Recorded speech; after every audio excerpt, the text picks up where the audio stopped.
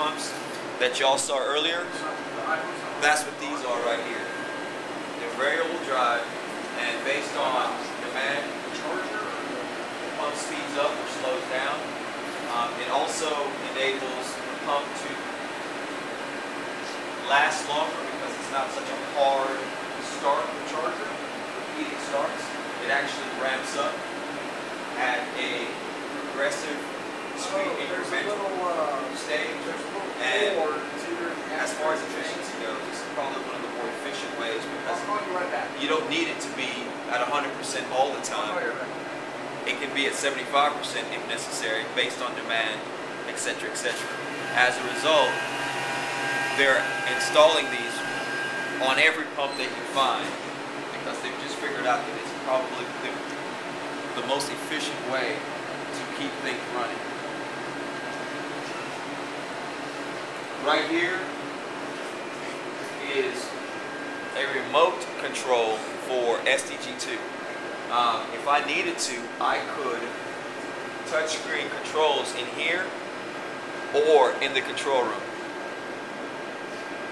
When we started, we used the 505 turbine control unit right here, and you use various controls. The RPMs right now is about 8,000 RPMs on the front side of that generator. You can adjust your set points. You can adjust the amount of steam coming out of it if you need to. There's a lot of controls that can be done right here at the 505. When I started working here, this was predominantly the way we controlled a lot of the pieces of equipment. Since then, we've gotten a little bit more high-tech, and now we're using touchscreens wherever possible. This particular room as well was taken up by the old frame 5 gas turbine generator we had many years ago. So this room is brand new as well. So there've been a lot of real estate put in as a result of the CHP project. Any questions?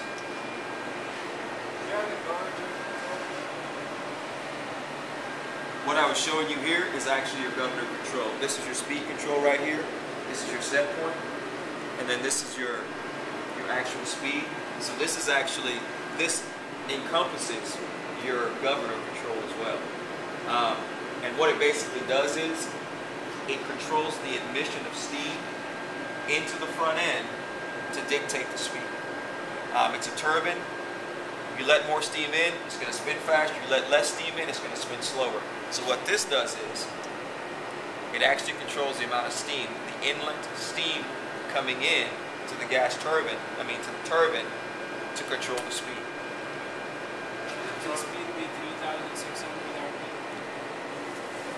Say that one more time for me. The speed should be 3,600 RPM, right? The generator needs to be at 3,600. The turbine that's spinning the generator can be at any speed you want it to be. That is where the reduction gear came into play, and I will show you that since you asked the question. You are absolutely correct. 3,600 equates to 60 cycles, and that's what you need to maintain. So yes, you're absolutely correct, but they chose 8,000 RPM on the turbine itself and then reduced it down to 3,600. So that's a very good question. About that, I see the speed isn't following the set point. What happens is based on load on the turbine itself. If you're pulling more off of it, it's going to slow it down a little bit. So when you get different load situations, it actually slows it down or picks it up. So actually set point only stands for a certain kind of load. Exactly. Now what happens is the governor will not allow it to go past this. It maintains it there, and based on the load, it actually pulled it back down to where it's hanging out right now. Okay? So it's kind of it's a reference, and it won't let it emit any more steam than the set point. But based on load in other situations, it actually will pull back down to where it just settles out and does what the computer is telling it it needs it to do. Any other questions? I have a question. All y'all are grad students, right?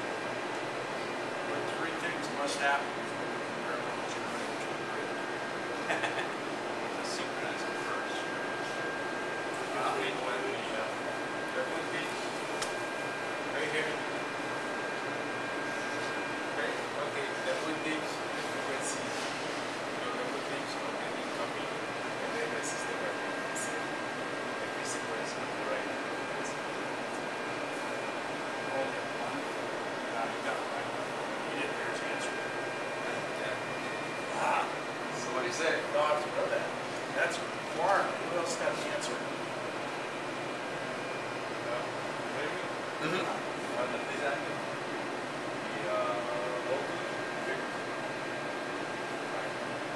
Of course, an engineer would say phasing. But yes, your phases have to be ABC rotation. Your voltages have to be matched. And your frequencies, your oncoming generators should be slightly higher than your system running, which is obviously the super scope. So we actually have our old unit where the only way we do it by hand. So we can do it here too, it's the same process. Although on this one we actually have an auto synchronizer, so we're absolutely sure if it's in phase to the T. So very good. I don't know about the rest of y'all though. That's, of course it's that. Of course, it's 260. That's all right, I can't solve the differential equation.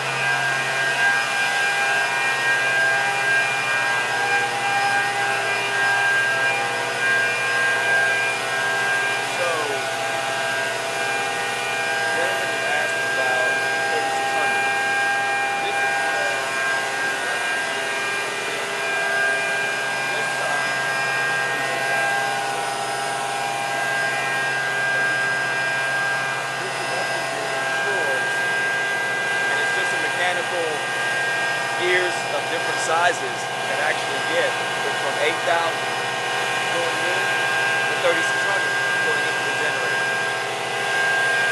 How often do you think you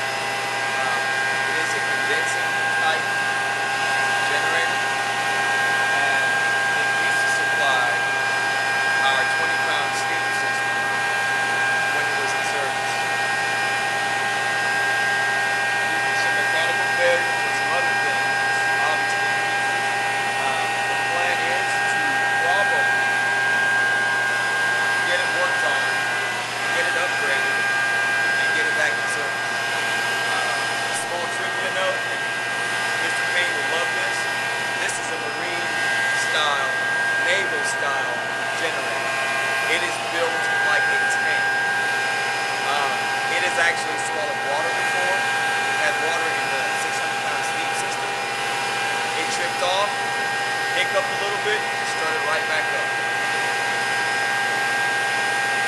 For some of us that are more sentimental, we're sorry that it's not running. The flexibility and the durability of it speaks volumes about the Navy guys and what they do for a living. Any questions?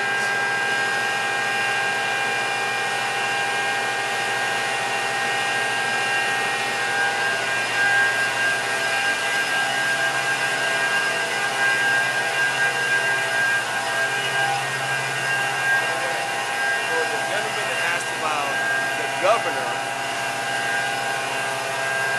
this is your governor section right here. This is your 600-pound steam coming in. Because of all your controls and everything, this is what actually